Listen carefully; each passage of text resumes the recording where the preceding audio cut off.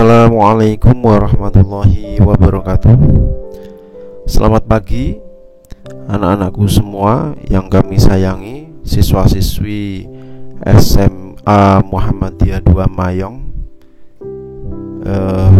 Alhamdulillah wa syukurillah kita telah dipertemukan meskipun dalam suasana pandemi, tapi kita tetap semangat dalam proses belajar. Kali ini kita akan mengetengahkan tentang MPLS, di mana menjelaskan tentang kurikulum yang ada di SMA Muhammadiyah 2 Mayong. Maka oleh sebab itu kami mohon kepada anak-anakku yang kami cintai untuk memperhatikan dengan seksama, sehingga nanti pada proses pembelajaran yang berlangsung di SMA Muhammadiyah 2 Mayong dapat diikuti dan dapat dimengerti, dapat difahami, sehingga nantinya memperoleh ilmu yang bermanfaat. Baiklah anak-anakku yang kami sayangi, terkait dengan materi MPLS kurikulum, yaitu yang pertama kita memahami dulu tentang Merdeka Belajar yang dicanangkan oleh Bapak Menteri Pendidikan, yaitu Bapak Nadiem Makarim.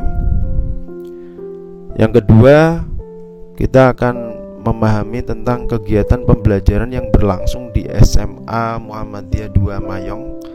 Yang ketiga, kita akan memahami tentang penilaian pembelajaran. Berikutnya, yang keempat, adab dalam pembelajar atau adab pembelajar yang ada di SMA Muhammadiyah 2 Mayong. Dan yang terakhir adalah tentang remaja pembelajar di SMA Muhammadiyah 2 Mayong. Yang pertama yaitu tentang Merdeka Belajar. Anak-anakku yang kami sayangi,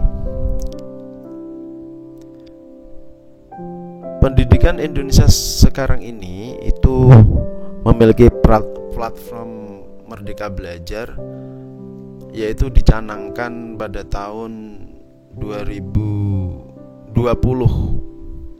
utamanya, di mana poin yang utama adalah USBN atau ujian nasional sekarang ini sudah tidak dilangsungkan lagi.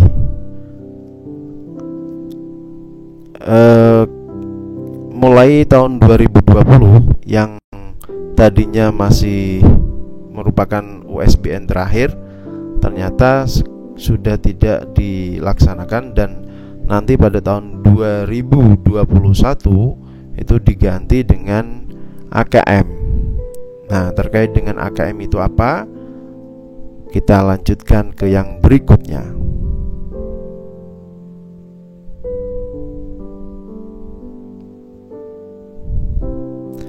AKM itu nantinya adalah asesmen. Asesmen itu adalah penilaian ya, kompetensi minimum. Nah, maksudnya adalah penilaian terkait dengan kompetensi. Kompetensi itu adalah kemampuan dasar minimum yang dimiliki oleh anak didik, yaitu yang ada di SMA Muhammadiyah 2 Mayong. Nah, konten daripada asesmen tersebut tidak lagi berfokus pada mata pelajaran seperti ujian nasional, tapi utamanya ada di literasi, numerasi, dan karakter. Jadi AKM tersebut itu akan mengukur kemampuan literasi. Literasi itu adalah kemampuan bernalar tentang dan menggunakan bahasa. Maka oleh sebab itu, kemampuan berbahasa, baik bahasa Indonesia, bahasa Inggris, bahasa Jawa, kemampuan memahami makna dari suatu ungkapan, suatu bacaan, dan memahami alur dari suatu bacaan itu mulai sekarang ditingkatkan. Langkah yang paling mudah dilakukan adalah biasakan membaca yang cantik, yaitu membaca yang tidak hanya sekedar membaca, tapi setelah membaca mampu menalar daripada bacaan tersebut, mampu menangkap makna yang dimaksud dari bacaan tersebut, dan jangan gagap, artinya tidak memahami informasi yang disampaikan dari bacaan tersebut. Nah, yang berikutnya itu terkait dengan numerasi. Numerasi itu adalah terkait dengan angka. Jadi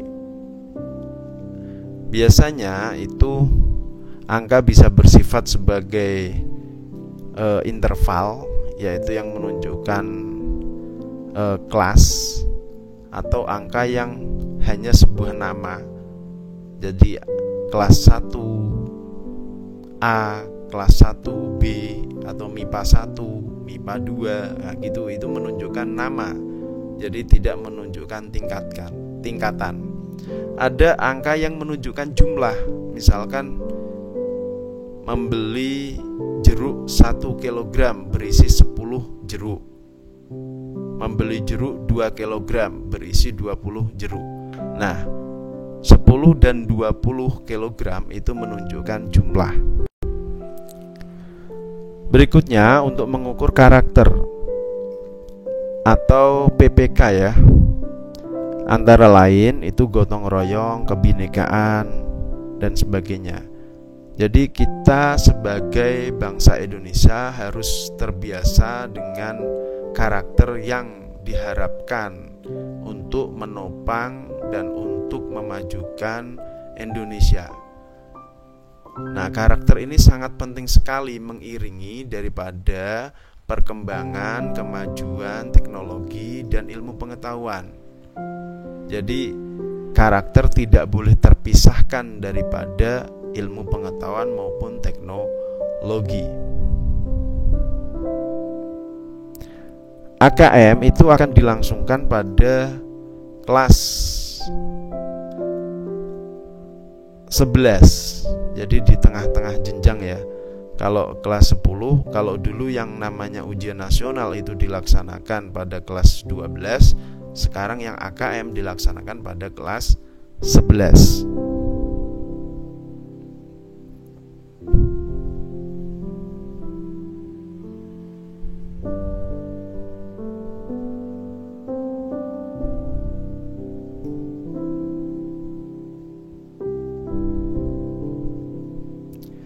Dalam kegiatan pembelajaran diharapkan semua siswa-siswi SMA Muhammadiyah 2 Mayong itu memiliki skill atau keterampilan dasar cara bernalar, istilahnya gitu ya, yaitu keterampilan abad 21. Setidaknya ada 4 keterampilan bernalarnya yang harus dikuasai atau dimiliki oleh anak didik di SMA Muhammadiyah 2 Mayong. Yang pertama adalah kreatif.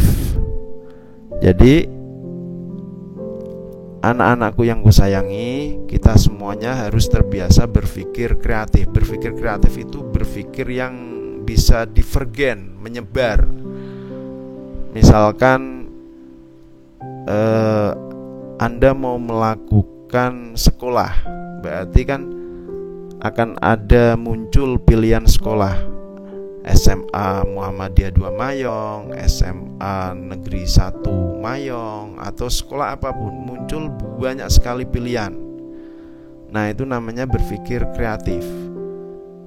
Nah, setelah berpikir kreatif, biasanya dilanjutkan dengan critical thinking atau proses memilih. Ya kan? Dari sekolah-sekolah tadi yang bermunculan di pikiran anak-anak semua, terus anak-anak melakukan pilihan. Nah, pilihan kalian sekarang ini adalah bersekolah di SMA Muhammadiyah 2 Mayong. Pastinya ada alasan-alasan pendukung yang menjadikan kalian memilih sekolah di SMA Muhammadiyah 2 Mayong. Misalkan ternyata SMA Muhammadiyah 2 Mayong sekolah berbasis IT dengan pengembangan di tingkat bisnis kreatif sehingga menarik minat remaja-remaja untuk berkiprah tidak hanya di bidang akademik namun bisa meningkatkan skill keterampilan yang mendukung nantinya di dunia bisnis. Nah, ini harapannya dengan anak-anakku semua yang bersekolah di SMA Muhammadiyah 2 Mayong nanti bisa turut serta bergabung di ekstra bisnis kreatif. Nah, contohnya seperti itu berpikir critical thinking. Terus berikutnya adalah kemampuan kolaborasi, yaitu bekerja sama satu dengan yang lain. Bayangkan ketika kita melihat kerbau, bagaimana cara makan kerbau tersebut? Ya kan? Kalau satu orang menyembelih kerbau, terus memasaknya, terus memakannya, kayaknya prosesnya terlalu lama dan memakan waktu yang banyak dan kemungkinan juga sulit dilakukan. Tapi dengan bekerja sama satu dengan yang lain, itu hal-hal yang besar seperti itu prosesnya bisa dipotong-potong, prosesnya bisa dibuat mudah, dan setiap anggota itu punya kerja masing-masing.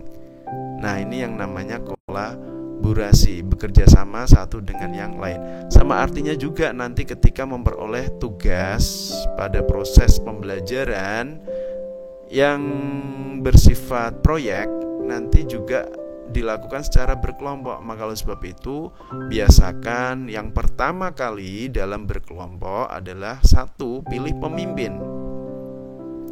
Yang kedua, distribusikan tugas atau kerja, job description, dibagi-bagi itu kerjanya.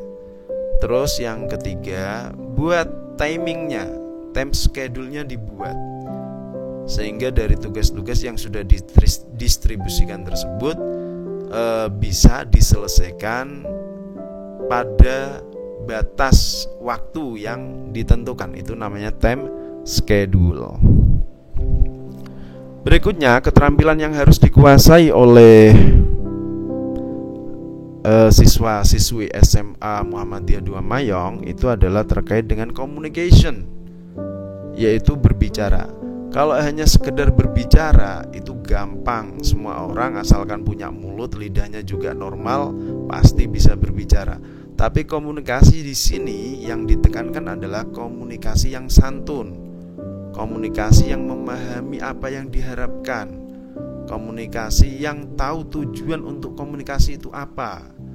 Jadi tidak dalam tanda kutip ya, mohon maaf ini anak-anakku yang kami sayangi, kalau ngomong itu tidak nyolot-nyolot sana sini, ya kan?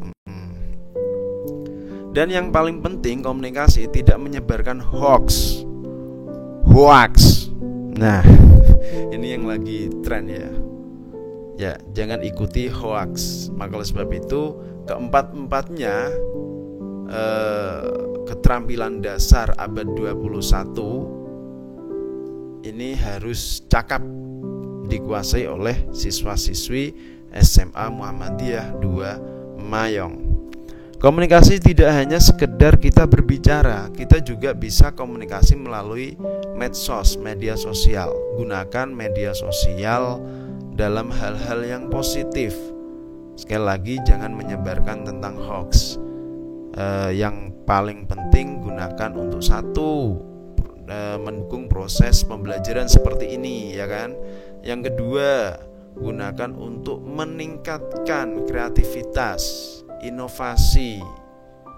Yang ketiga, berupaya critical thinking. Jangan sampai komunikasi itu kita salah arah. Maka oleh sebab itu, alhamdulillahnya di SMA Muhammadiyah 2 Mayong Untuk yang menyukai media sosial dan interaksi media sosial, kita tampung, kita arahkan. Bagi yang suka nulis, nanti kita arahkan untuk menulis yang benar, yaitu mengikuti ekstra yang namanya jurnalis. Kalau yang suka ngevlog, kita juga ada nih yang namanya YouTube. Jadi YouTuber pemula ini coba kita bangun, yaitu juga ada di ekstra bisnis kreatif. Terus yang suka jualan, kita juga mewadahinya, ada di online shop. Nah, jadi bisnis kreatif mewadahi perkembangan teknologi yang sekarang ini digunakan agar bisa diarahkan dalam hal-hal yang positif. Baiklah anak-anakku, kita lanjutkan.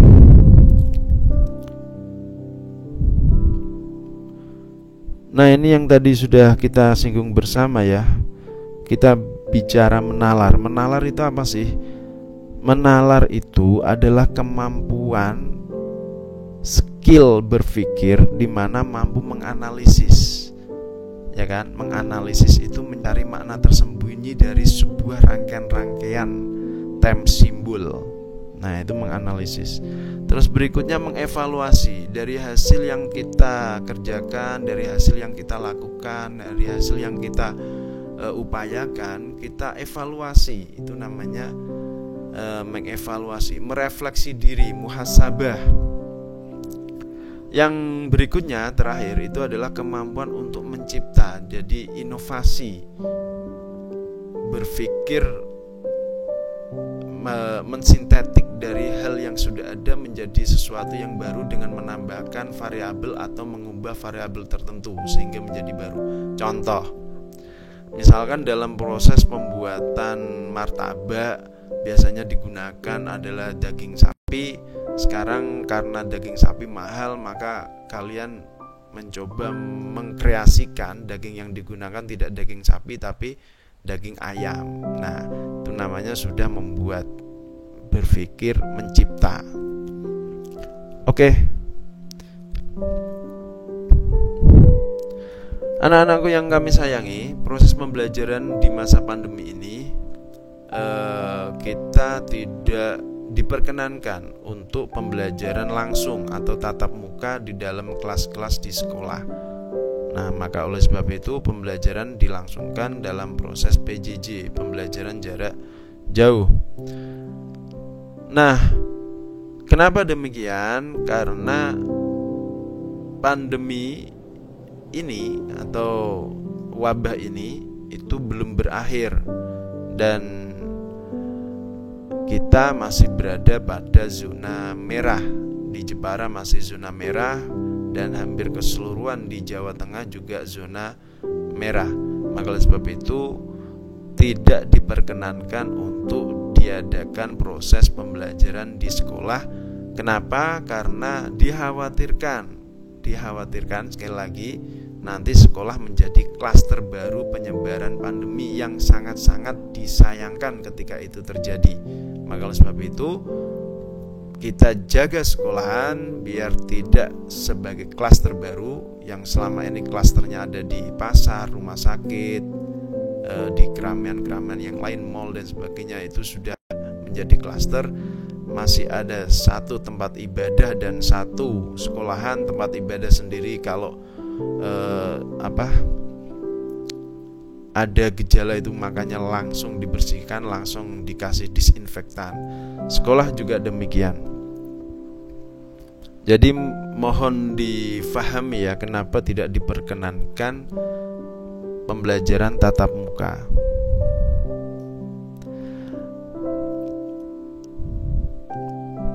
Pembelajaran tatap muka hanya boleh diperkenankan pada daerah-daerah yang zona hijau. Itu pun dengan beberapa syarat sebagai berikut ya.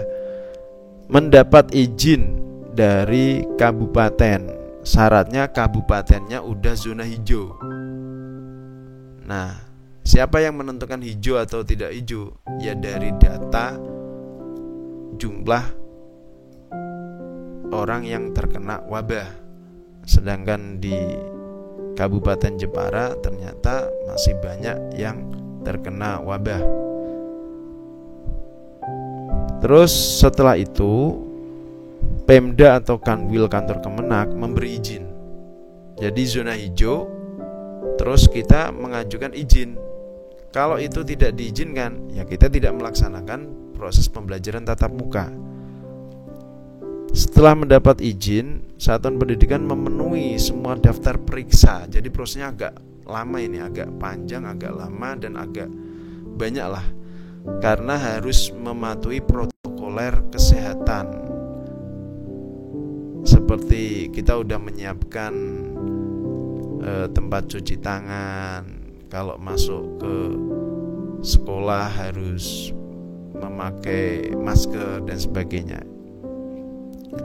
Yang berikutnya harus memperoleh persetujuan dari orang tua. Nah, ini syaratnya. Jadi jika sudah zona hijau, itu masih ada sekian syarat yang harus dilakukan. Padahal di Jepara masih zona merah. Makanya pembelajaran yang dilakukan masih menggunakan proses pembelajaran jarak jauh.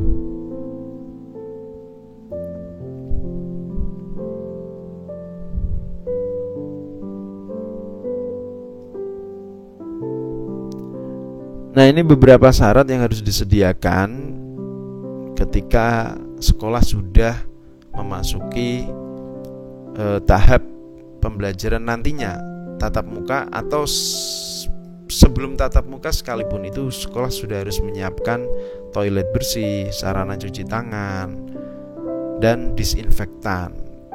Terus kita harus punya termogan untuk ngecek siswa-siswa ini suhu badannya.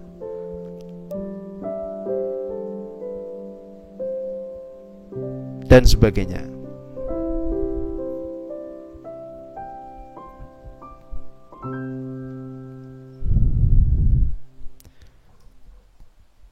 Nantinya entah kapan akan kita beritahukan ketika grafik sudah melandai dan kita berada pada zona merah. Nanti akan ada 2 teknik transisi, yaitu masa transisi, dan setelah masa transisi berlangsung 2 bulan kita menuju masa kebiasaan baru, di mana meskipun pandemi kita udah dinyatakan berwarna hijau gitu kan, tapi kebiasaan baru harus dilaksanakan, yaitu cuci tangan, memakai masker, bahkan memakai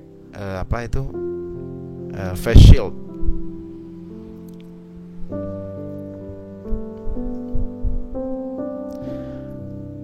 Nah, itu tadi tentang proses pembelajaran yang kita laksanakan nantinya.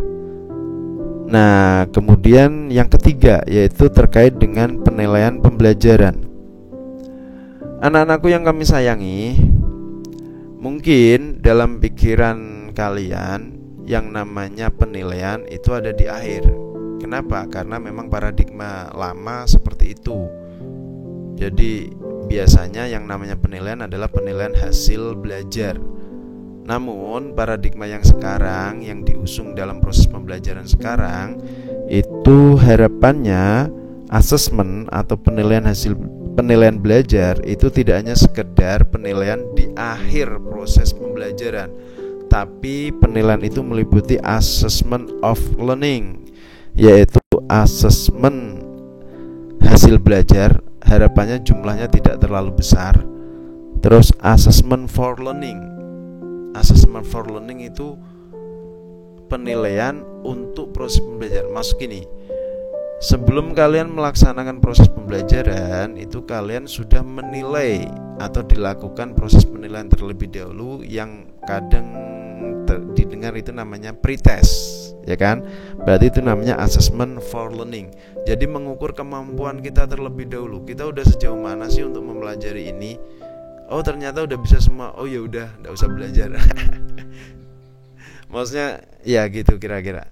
Jadi kalau ternyata ada bab-bab ini yang belum tahu, nah itu yang dipelajari. Jadi assessment for learning. Terus assessment as learning. Assessment as learning adalah penilaian adalah belajar. Artinya kalian belajar dengan cara mengerjakan soal. Nah, itu juga perlu ditekankan. Dan kita alhamdulillah kita udah menggunakan yang namanya assessment with Android.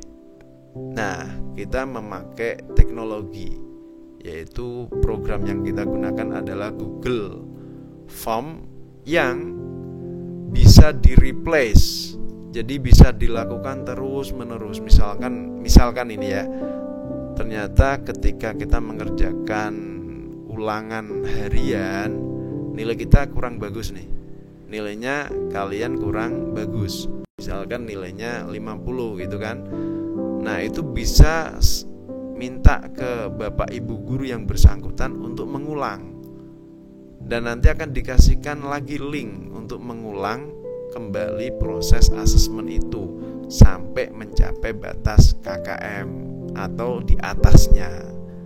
Dan ini bisa diulang beberapa kali.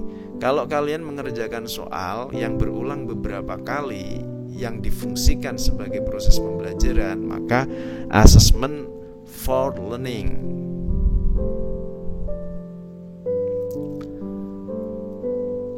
Dalam proses penilaian itu dikategorikan menjadi 3, yaitu yang pertama afektif, yaitu penilaian yang terkait dengan sikap. Nah, ini yang awal tadi udah saya sampaikan bahwa PPK itu penting banget, karakter. Dari karakter akan dimunculkan sikap, ya kan? Jadi karakter itu harus dibentuk terlebih dahulu sehingga bisa teraktualkan oleh sikap. Nah, apa aja sih dari penilaian sikap itu?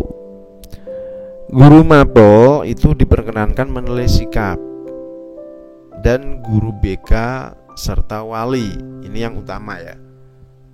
Nah, kalian sendiri juga boleh melakukan penilaian sikap, masuk kategori penilaian diri dan penilaian antar teman.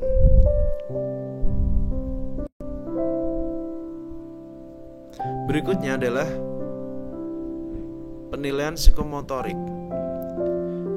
Ini psikomotorik karena proses penilaian yang dinilai adalah proses pembelajaran, berarti sama artinya dengan assessment as learning. Nah, apa aja sih yang masuk pada wilayah psikomotorik? Itu yang pertama itu adalah unjuk kerja. Jadi kalau dalam kondisi normal kita bisa melaksanakan praktikum, bisa melaksanakan kalau ibadah itu praktek sholat, praktek ngaji.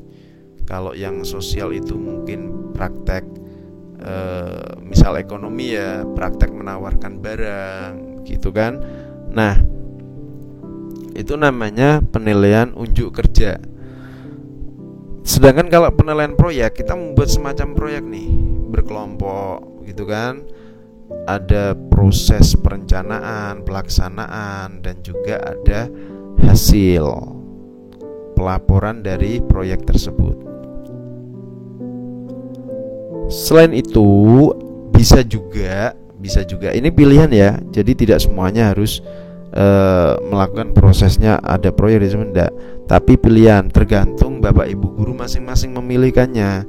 Bisa portofolio. Kalau portofolio misalkan kalian dikasih soal-soal untuk dikerjakan, soalnya soal IC gitu kan. Terus nanti soal IC itu hasilnya dibandel. Nah, itu udah masuk kategori portofolio. Atau tugas bahasa Indonesia membuat puisi. Dari puisi yang dihasilkan itu naskahnya dibandel jadi satu. Nah, itu berarti sudah masuk kategori penilaian portofolio. Kalau produk bagaimana? Produk misalkan dalam pelajaran prakarya, guru yang bersangkutan meminta untuk proses pembuatan makanan, misalnya kue tar gitu kan. Nah, terus nanti siswa-siswi membuat kue tar di rumah masing-masing. Terus setelah itu hasilnya dinilaikan oleh Bapak Ibu guru yang bersangkutan. Nah, ini namanya penilaian produk. atau jenis penilaian lain yang tidak disebutkan di sini. Boleh. Jadi intinya penilaian psikomotorik itu menilai proses belajar. Berikutnya ada penilaian tentang pengetahuan atau kognitif. Ya kan, kalau tadi psikomotorik itu kecenderungannya adalah prosesnya, tapi kalau kognitif itu pengetahuan apa yang telah diperoleh, berarti masuk kategori penilaian hasil belajar. Makanya di dalam penilaian kognitif itu bisa berupa tes tertulis untuk mengukur pengetahuan. Bisa berupa tes tertulis, bisa berupa tes lisan, bisa berupa penugasan. Nah, anak-anakku yang kusayangi, intinya penilaian itu tidak hanya di akhir saja. Makanya ikutilah proses pembelajaran itu dengan sungguh-sungguh, karena tidak hanya sekedar nilai misalkan semesteran saja yang menentukan nilai kalian, tapi dari mulai proses. Kadang satu semester itu ada 5 KD. Nah, misalkan gini ya. Nah, ini penilaian hariannya ini. Dari nilai KD itu terus di rata-rata, terus ditambahkan dengan penilaian akhir semester, di rata-rata terus dibulatkan. Ini hasilnya ya.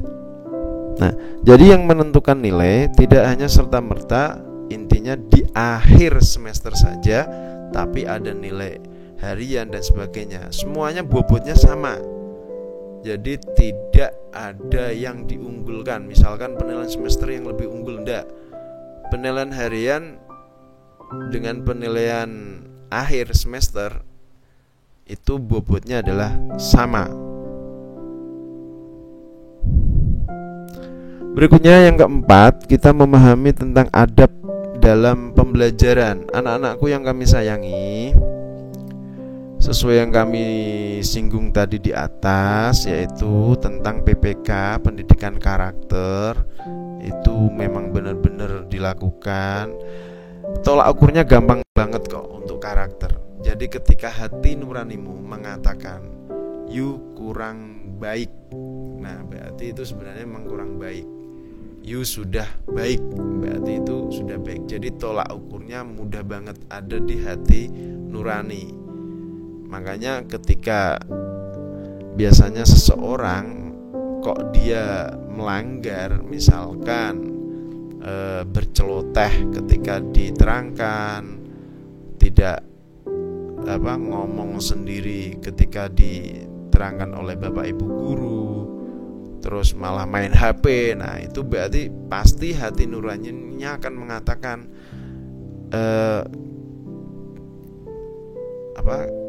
apa yang kalian lakukan itu kurang baik. Nah begitu. Jadi tolak ukur untuk adab itu adalah di hati nurani. Dan hubungan yang paling mudah, yang paling urgen yang harus kita pegang itu adalah saling menghormati satu dengan yang lain. Bapak ibu guru menyayangi kalian semua, kalian juga menghormati bapak ibu guru. Nah ini sudah suatu bentuk hubungan yang baik dalam proses pembelajaran. Dan ingat, ilmu akan mudah masuk pada orang-orang yang pikirannya terbuka. Artinya dia bisa mengakui kekurangan atau kesalahannya. Dari mengakui kekurangan atau kesalahannya, dia tahu untuk mengubahnya. Dari tahu untuk mengubahnya, maka pikirannya akan berubah menjadi lebih baik. Ketika pikiran akan berubah menjadi baik, maka tindakannya akan berubah menjadi lebih baik. Ketika tindakannya berubah menjadi baik dan berlangsung terus-menerus menjadi suatu habit. Nah, habit yang berlangsung terus-menerus akan membentuk suatu karakter. Jadi proses seperti itu ya. Utamanya di mana? Ayo, respect, yaitu saling menghormati.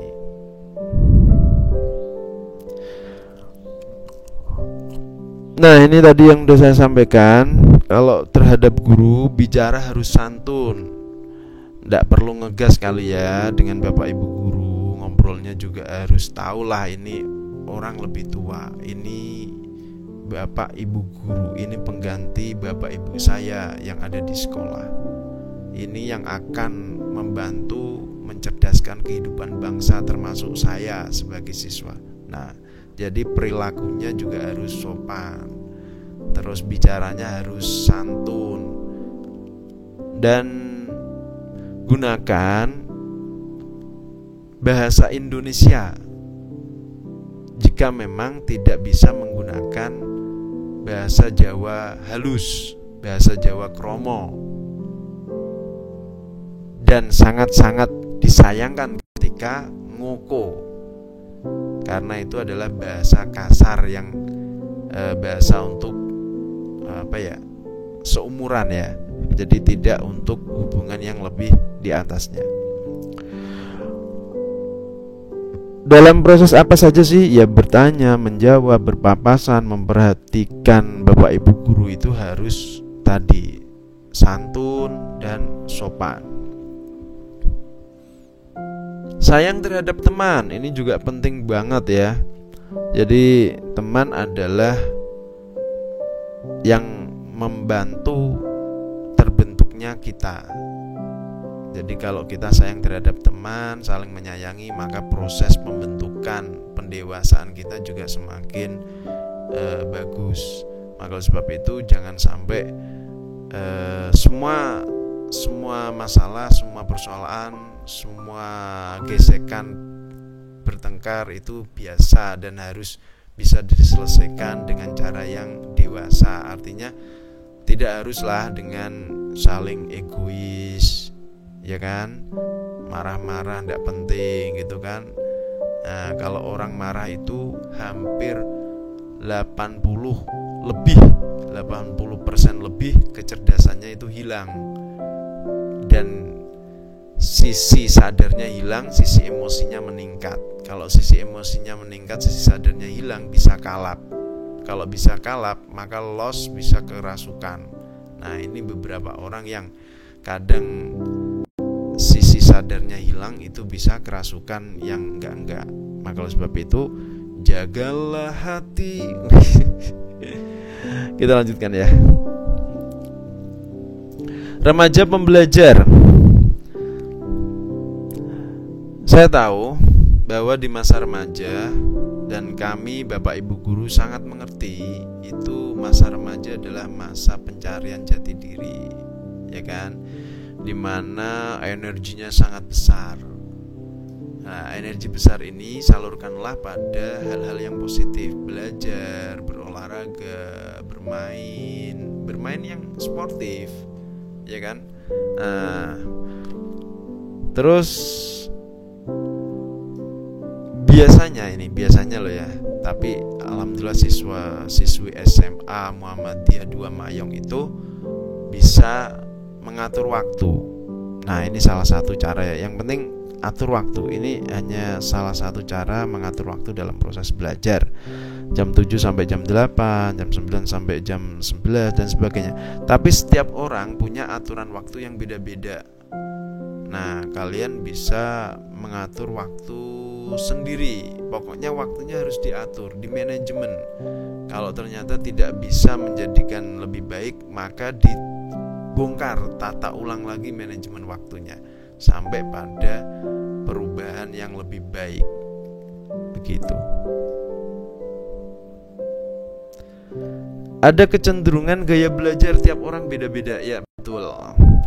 Ada yang suka dengan ngomong, dengan menyampaikan, dengan berkomunikasi dia lebih bisa masuk, atau dengan mendengar dia lebih bisa masuk dalam proses pembelajaran. Ada juga yang kinestetik, yaitu dengan dia melakukan gerakan-gerakan maka dia ilmunya lebih mudah masuk. Ada juga yang seperti, makanya tangannya biasanya gerak-gerak terus, ngubung-ngubung kayak pulpen, ngubung kayak buku dan sebagainya ya.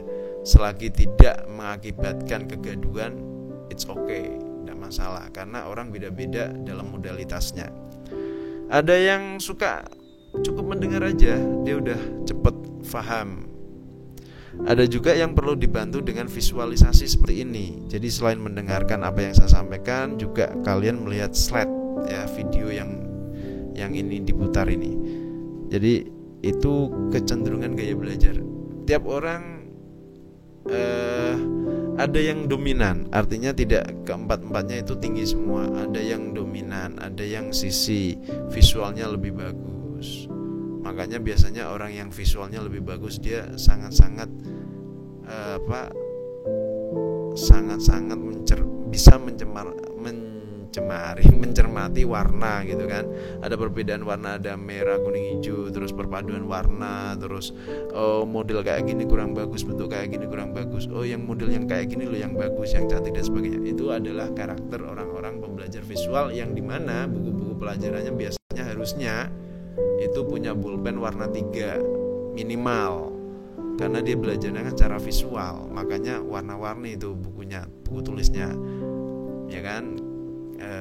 Terserah, bebas, yang penting pelajaran bisa masuk. Oke, kita lanjutkan ya. Tiap orang punya kecerdasan yang berbeda-beda, artinya tiap orang itu punya kecerdasan beragam gitu loh. Satu dengan yang lain itu belum tentu sama. Jadi artinya jangan mengatakan membuli orang, "Woi, kamu gak bisa gini." Gak boleh.